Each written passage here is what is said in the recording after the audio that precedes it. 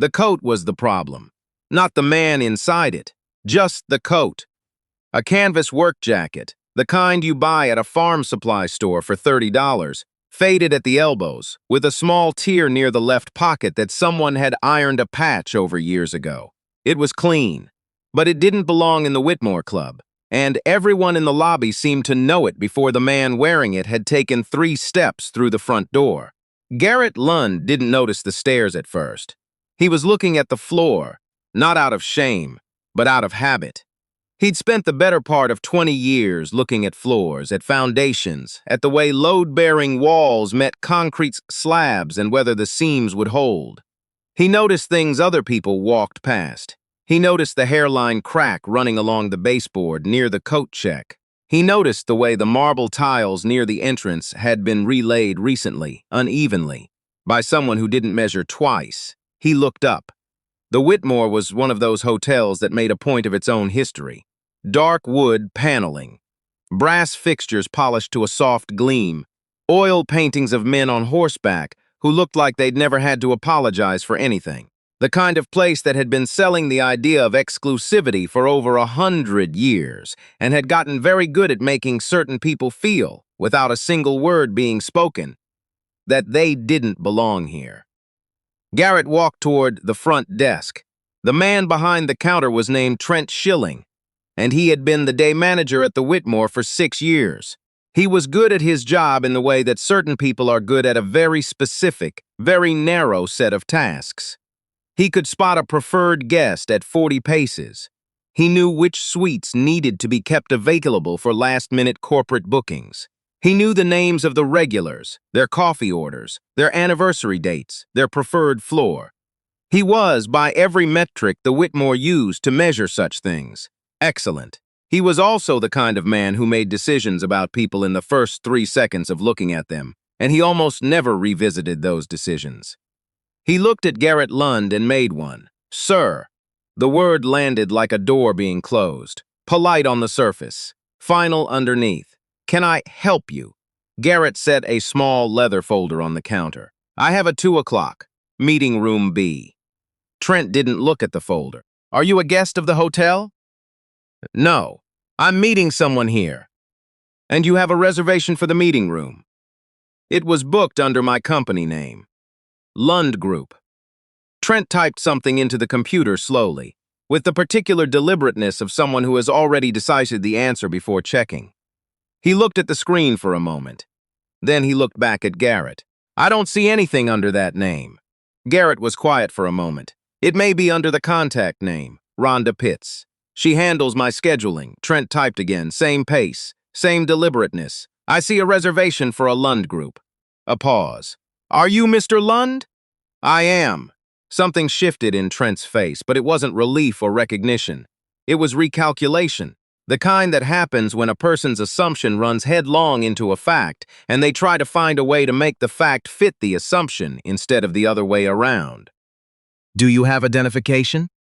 Garrett reached into the inside pocket of the cat's jacket and pulled out a slim card wallet. He slid his driver's license across the counter. Trent picked it up, looked at it, set it down. The meeting room is on 2nd floor. However, he stopped, clasped his hands in front of him. I'm afraid our meeting spaces are reserved for guest members. Non-guests are required to be accompanied by a hotel representative. Garrett looked at him. That wasn't part of the booking process. It's a hotel policy. For security purposes, I've used meeting rooms in hotels my whole career. I've never heard of that policy. It's a recent update. Trent's voice hadn't changed.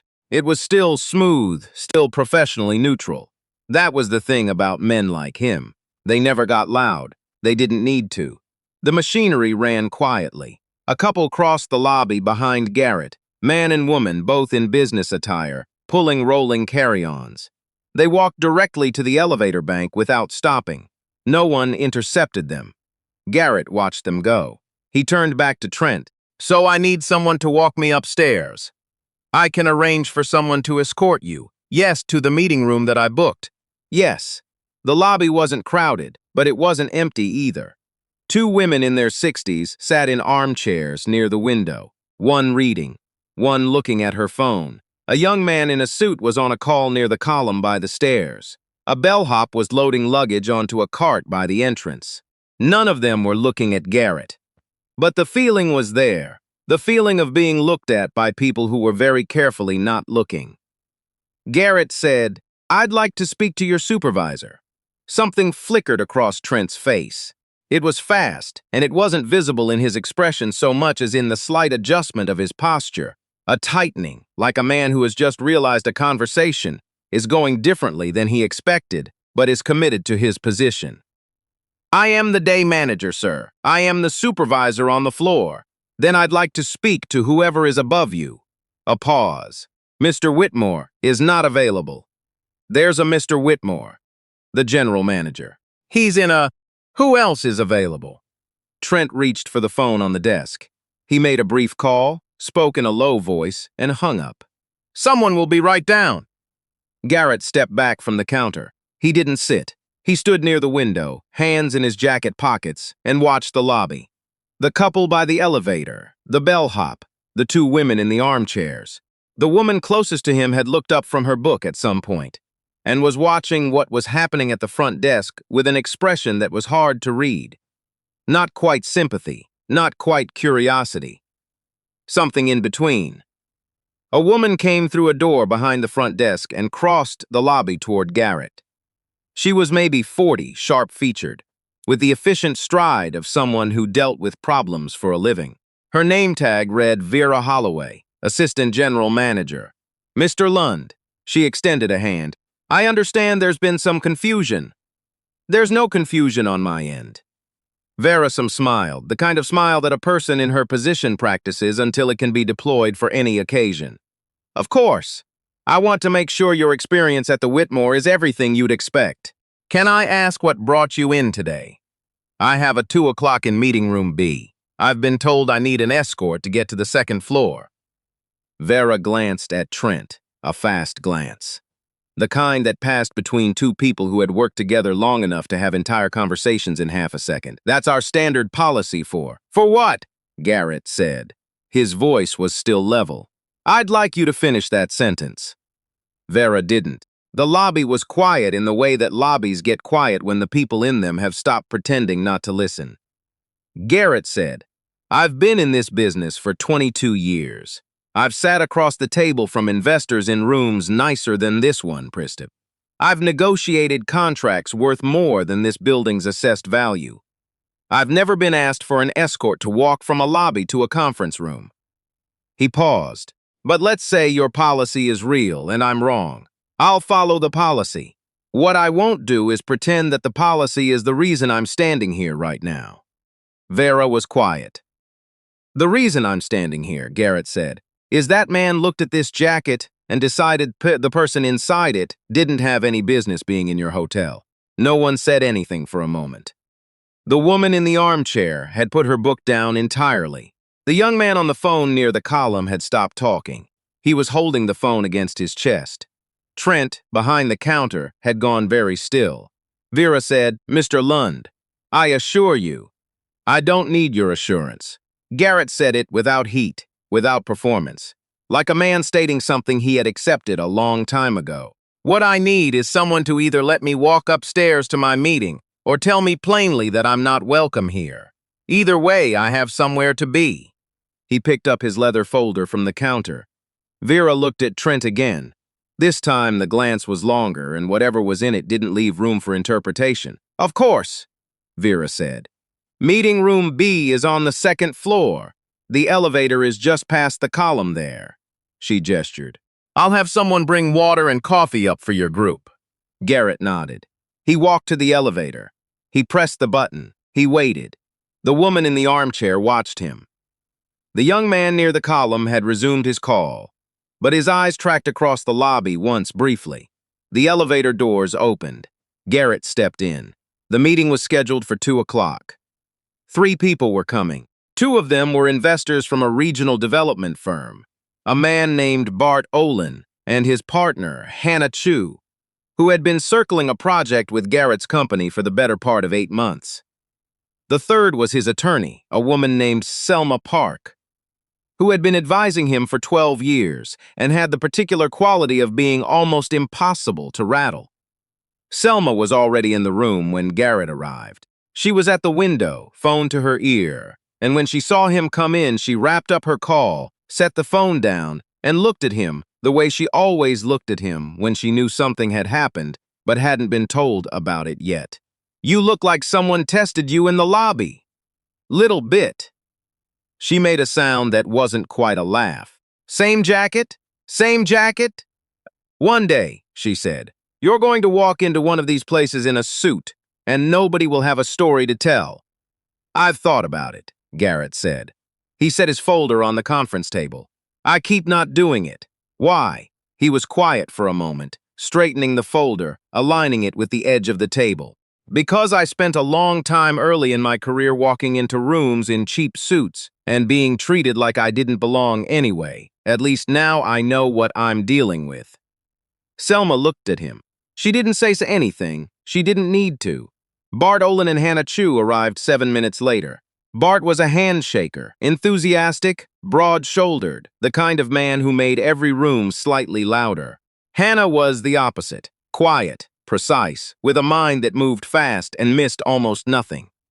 They'd been partners for 11 years, and they balanced each other in the way that the best partnerships do, each compensating for what the other lacked. They shook hands. They sat. Coffee arrived, delivered by a young woman who set the tray down without making eye contact and left quickly. The meeting ran for 2 hours and 12 minutes.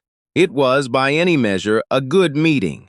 The kind of meeting where the people around the table are solving a real problem together rather than negotiating over positions.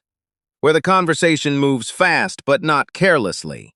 They talked through the project, a mixed-use development on 12 acres in a mid-sized city in the Midwest. A combination of affordable housing, retail space, and community infrastructure that Garrett's company had been developing the plans for over the past 3 years. The numbers worked. That was the thing about Garrett. The numbers always worked. He had a mind for structural logic that extended beyond buildings into the finances that built them, the community relationships that sustained them, the policy environments that shaped them. He could look at a project that other developers saw as too complicated, too politically fraught, too marginal in terms of return, and find the through line that made it viable. He'd done it 14 times over 22 years. 14 projects, 11 of them built. 3 of them still standing in neighborhoods that had been written off when the groundbreaking happened, and were now being written about in urban planning journals. Bart and Hannah knew all of this. They had done their research. They had read the case studies. They were sitting across from him because they had looked at his track record and decided, before they ever met him, that he was worth their time. The meeting ended at 4:14. They shook hands again. Bart said something about following up on the term sheet by end of week. Hannah said she'd send over the revised projections by Thursday. Selma walked them to the elevator. Garrett stayed in the room for a few minutes after they left. He stood at the window, second floor, looking out over the street, the ordinary afternoon traffic of a mid-sized city doing its mid-afternoon thing. People walking. A FedEx truck double-parked. A woman with a stroller stopped at the corner light. He thought about the lobby. He thought about it the way he thought about most things. Not with anger, exactly, but with a kind of measured attention, the way you'd look at a problem in a structure to figure out what it would take to fix it. He'd been thinking about it for a long time, not just about hotels and lobbies, but about the whole architecture of it, the way certain systems sorted people before they'd had a chance to demonstrate anything about themselves. The way a jacket could close a door, the way a closed door, if you let it, could become a story about who you were, instead of a story about the person who closed it. He picked up his folder and walked to the elevator. When the doors opened in the lobby, Vera Holloway was standing near the front desk. She saw him come out. For a moment, she seemed to be deciding something. Then she walked toward him. "Mr. Lund." She stopped a few feet away. "How was your meeting?" "Productive." She nodded, a real nod, not the practiced kind. "I want to apologize for what happened earlier." What you experienced at the front desk isn't new, she said. No. She didn't flinch from that. I imagine it isn't. He looked at her. She seemed like someone in the middle of a more complicated thought, like she wanted to say something more substantial, but didn't quite have the language for it. He said, I appreciate you coming down earlier. When I asked, I should have come down sooner. She said it simply, like a fact she'd been sitting with for the past 2 hours. Garrett nodded. He moved toward the door. The bellhop was near the entrance, holding the door open for a couple coming in with luggage. He nodded to Garrett as he passed. Garrett stepped out onto the sidewalk. The afternoon was cool, the sky a pale gray that couldn't decide if it was going to commit to clouds or not. He walked to the corner, stopped, took out his phone. There was a message from Rhonda. 2 additional inquiries had come in while he was in the meeting, both of them projects in cities where he'd worked before. Both of them the kind of thing that would have seemed out of reach when he was getting started. When he was a young man from a small city in eastern Ohio who had built his first house with his own hands and borrowed money from a credit union because no one else would lend it to him. He stood there for a moment, reading the messages. The thing about Trent Schilling, the man behind the front desk with his practiced neutrality and his 3-second decisions, was that he would never know. That was the ordinary cruelty of it. He would never know who had walked through his lobby that afternoon, what that man had built, what he was in the middle of building. He would file it away as a normal afternoon, maybe a slightly irritating one, and move on. He would make the same 3-second decision next week, and the week after, and the week after that, because nothing in his day had given him a reason not to. That was the real cost. Not to Garrett. Garrett had learned to absorb these things the way a well-built structure absorbs stress, distributing the load, staying upright. The cost was to everyone who came through those doors after him, carrying something worth knowing, being sorted before they had a chance to show it. Bart Olin had texted, "Good meeting. Looking forward to next steps." Garrett typed back, "Likewise. Talk Thursday." He put his phone in the pocket of the canvas jacket. He walked down the block toward the parking garage where he'd left his car. A man passed him going the other direction, glanced at the jacket, looked away. Garrett didn't break stride. There are buildings standing right now in cities across this country that almost didn't get built. Not because the money wasn't there, not because the need wasn't real, but because someone, somewhere along the way, looked at the person trying to build them and made a decision in 3 seconds. Some of those buildings got built anyway, because the person inside the jacket didn't stop. Some of them didn't. That's the part that stays with you, not the lobbies, not the looks, the ones that didn't get built.